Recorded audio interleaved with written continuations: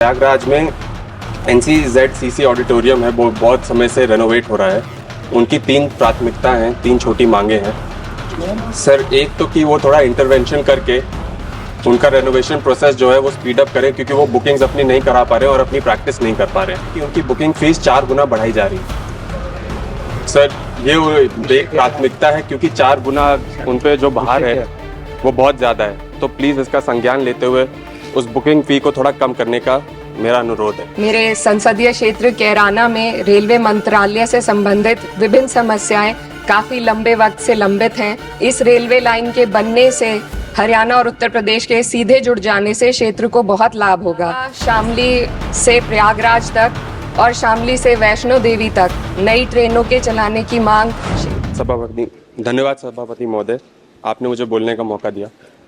Sir, मैं कौशाम्बी से आता हूं और मैं सबसे पहले उन लोगों की आवाज़ रखना चाहता हूं जिनकी आवाज़ इस सदन में थोड़ी कम उठाई जाती है, हमारे इंडियन फोक आर्ट फेडरेशन लोगों की, हमारे कल्चरल लोगों की।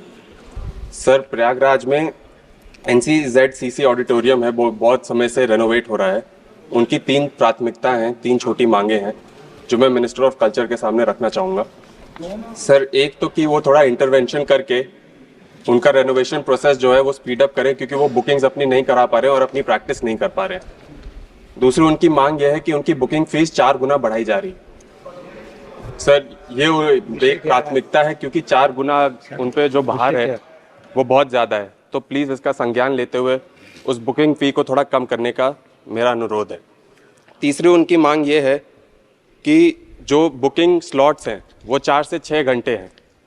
वो सर पूरे दिन काम करके आते हैं और शाम का समय उनको मिलता है प्रैक्टिस करने के लिए।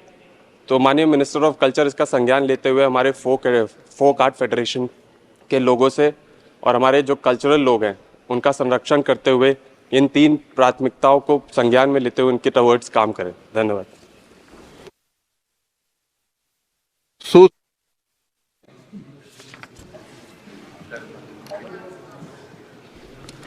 धन्यवाद सभापति महोदय, आपने मुझे पहली बार अपनी बात इस सदन में रखने का मौका दिया।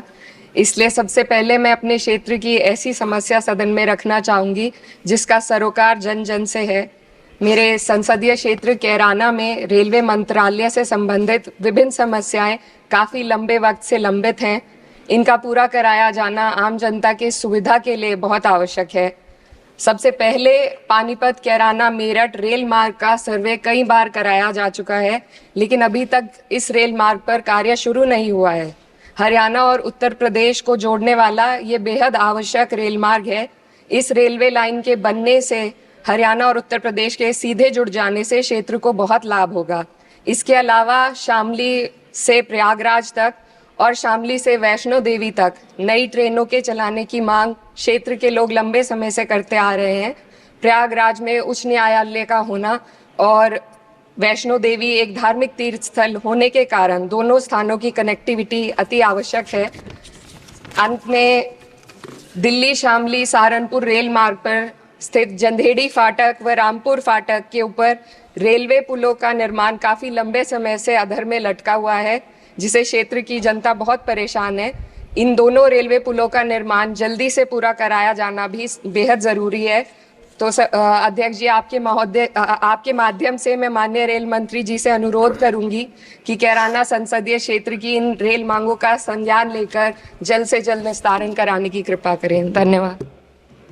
बी मणिकंठ टेगोर।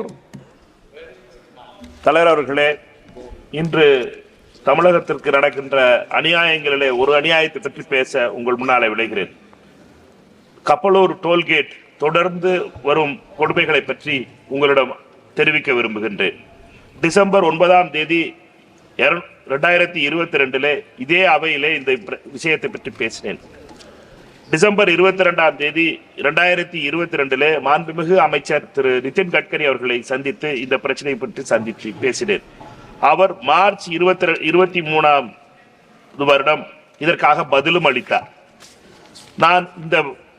நான் அவரிடம் கேட்டது கப்பலூர் டோல்கேட்டை இடம் மாற்ற வேண்டும் என்று. ஆனால் அவர் சொன்ன பதில் புதிய சயின்டிபிக் முறையான வழி தருவோம் என்றார். ஆனால் 15 மாதங்கள் கடந்து விட்டன, இன்னும் அந்த கொடுமைகள் தொடர்கின்றன. வருகின்ற 30ஆம் தேதி திருமங்கலத்திலே கடையடைப்பு நடக்கப் போகிறது. ஒரு டோல்கேட்டிற்காக ஒரு நகரமே நடந்த கடையெடுப்பு முதல் முறையாக நடைபெறப் போகிறது. பாஜக அரசின் மக்கள் விரோதத்திற்கு எதிரான இந்த போராட்டம் நாங்கள் கேட்பது வெறும் 900 வண்டிகளுக்கு 2 கிலோமீட்டர் உபயோகிக்கின்ற இந்த வண்டிகளுக்கு 350 ரூபாய் கட்டணம் வசூலிப்பது எந்த விதத்தில் நியாயம் என்பதை பற்றித்தான். திருமங்கலம் நகர் மற்றும் கப்பலூர் சிப்காட் பகுதியில் உள்ள வாகனங்களுக்கு மட்டும் இந்த விதிவிலக்கு வேண்டும். பாஜக அரசு தமிழகத்திற்கு நியாயம் வழங்க வேண்டும். ஏன் இந்த உரிமைகளை எங்களுடைய உரிமைகளை வழங்க இந்த அரசு தயங்குகிறது என்று தெரியவில்லை. பாஜக அரசு திருமங்கலத்திற்கு இந்த அநியாயத்தை விளைக்கின்ற இந்த அரசு இதை முடிவு கட்ட வேண்டும் என்று உங்கள் முன்னாலே अरुण कुमार सागर अरुण कुमार सागर अध्यक्ष महोदय, मैं आपका आभार व्यक्त करना चाहता हूं कि आपने शून्यकाल में मुझे बोलने का अवसर दिया। मान्यवर, मैं आदरणीय श्री काशीराम जी, जिन्हें बहुजन नायक और मानवर के नाम से भी जाना जाता है, एक भारतीय राजनीति में और समाज सुधारक थे, जिन्होंने बहुजनों तथा देश में सबसे निचले स्तर पर अछूत समूह सहित पिछड़ी जातियों के उत्थान के लिए कार्य किया। वास्तव में वह एक जमीनी कार्यकर्ता थे, मान्यवर, तथा जिन्होंने सदायगी जीवन व्यतीत करते हुए दलितों के लिए अपना पूरा जीवन समर्पित किया। यह किसी से छिपा नहीं है कि मानवर श्री काशीराम जी ने दलित राजनीति में एक महत्वपूर्ण स्थान बनाया, लेकिन वह राजनीतिक से ज़्यादा देश के दबे कुचले और पिछड़े समाज के उत्थान के लिए सदैव प्रतिबद्ध रहे। मेरा सदन के माध्यम से सरकार से अनुरोध है कि मानवर काशीराम जी के समाज और देश के प्रति योगदान को देखते हुए उन्हें भारत रत्न सम्मानित किए जाने हेतु समुचित कार्रवाई की जाए। मानवर, बहुत बहुत धन्यवाद। आप प्रयागराज में NCZCC ऑडिटोरियम है, वो बहुत समय से रेनोवेट हो रहा है। उनकी 3 प्राथमिकता हैं, 3 छोटी मांगे हैं सर। एक तो कि वो थोड़ा इंटरवेंशन करके उनका रेनोवेशन प्रोसेस जो है वो स्पीड अप करें, क्योंकि वो बुकिंग्स अपनी नहीं करा पा रहे हैं और अपनी प्रैक्टिस नहीं कर पा रहे हैं कि उनकी बुकिंग फीस 4 गुना बढ़ाई जा रही है सर।